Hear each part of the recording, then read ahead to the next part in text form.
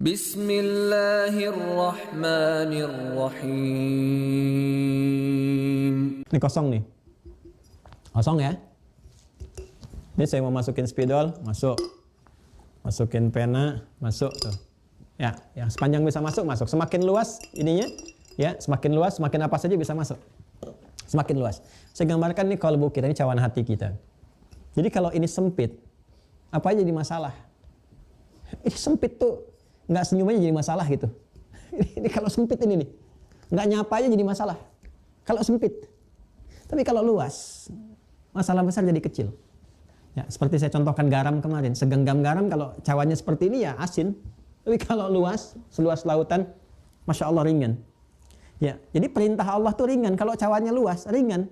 Diperintahkan sholat, ya sudah, sami'na wa ata'na. Subuh sholat. Zuhur sami'na wa ata'na. Asar sami'na wa ata'na. Jadi kalau sempit, subuh oke.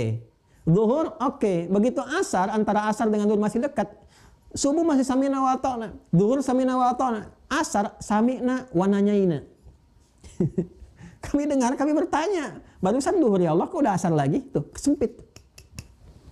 Tapi kalau luas, bagus. Latihan ini dengan zikrullah supaya melapangkan ini. Ya, supaya melapangkan ini dengan zikrullah. Supaya lapang, tatmainnul qulub, lapang, baik, nyaman, tenang. Nah, persoalannya Nabi melatih kita selain lewat salat tadi dengan zikrullah kan, subhanallah, alhamdulillah, Allahu akbar. Ini untuk melapangkan ini.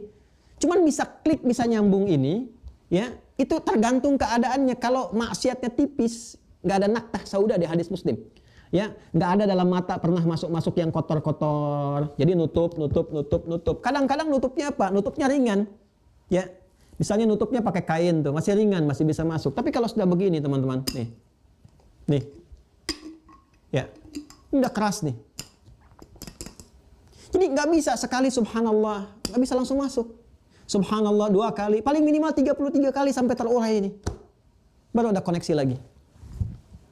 Ya kadang-kadang ada orang yang sudah begini, terputar rapat begini tuh.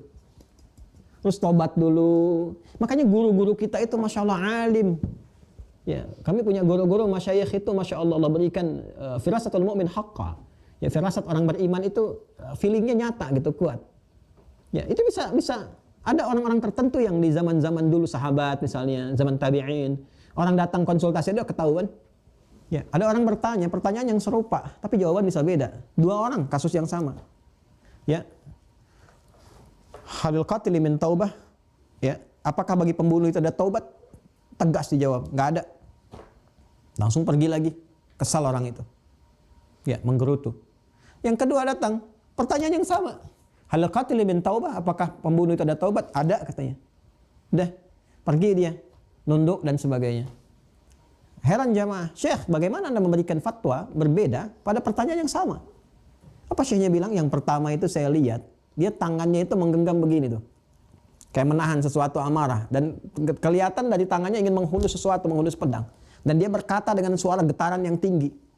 Ya, dengan seperti itu saya menyimpulkan dia akan melakukan perbuatan yang tidak baik. Maka saya cegah, nggak ada taubat supaya dia nggak membunuh. Supaya nggak berperilaku buruk. Dan terlihat setelah itu dia menggerutu, tapi dia sadar nggak melakukan perbuatan dimaksud. Yang kedua terlihat, saya lihat di matanya rona penyesalan. Terlihat matanya sayu, ada wajahnya mengkerut dan sebagainya. Saya katakan ada taubat. Karena selalu ada harapan untuk kembali. Ya, maka dia kemudian semangat setelah itu, tertunduk tapi semangat merubah kepada kebaikan. Nah itu feeling seperti itu nggak mudah. Jadi latihan lewat ibadah.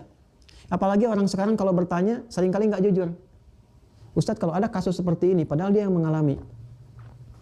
Atau ekspresinya nggak bisa ditebak, karena kenapa dikirimkan lewat WA, email, DM, macam. Jarang orang mau datang, mau nyampaikan ini, dia kirimkan, kita nggak bisa lihat. Itu kalau Allah nggak bimbing, nggak hati-hati, bahaya juga itu. Ini bahaya. Berapa banyak kita bisa ketahui kepastiannya. Nah, kadang-kadang orang tua kita dulu itu melihat, ada si fulan, pernah punya dosa membunuh, pernah zina, pernah taubat, macam-macam. Dilatih. Kan itu beda-beda. Kamu nih istighfar 1000 kali. Kamu nih istighfar 500 kali. Kamu nih istighfar 200 kali. Itu bukan bilangannya. Kayak dokter, ya, dokter ngasih resep nih. Itu tiap orang beda-beda begini. Itu untuk merasakan, dilatih kamu begini. Dari tingkat keadaan dia supaya merasakan nikmatnya zikir itu. Begitu nikmat dilatih langsung. Sholatnya jadi lebih mudah lagi. Baca Qur'annya lebih nyaman lagi. Itu maksudnya ke situ. Nabi ngasih kita standar 33 tiap setelah sholat. Itu standar bagi setiap orang. Masa iya sih sudah 33 nggak sadar juga? Subhanallah, subhanallah, subhanallah. Jadi bukan cuma di lisan. Zikir itu kan ingat. Apa yang diucapkan harus sampai ke ingatan. Dari ingatan sampai ke jiwa. Ini kalau cuma baru sampai di lisan, belum sampai ke ingatan kita, bukan zikir namanya. Itu talaffuz namanya. Mengucapkan sesuatu. Zikir itu mesti sampai ke sini. Dari ingatan kita tembuskan ke kalbu. Makanya kalau kita mengucapkan subhanallah, subhanallah, langsung di pikiran terjemahkan maha suci Allah. Resapkan ke hati. Resapkan.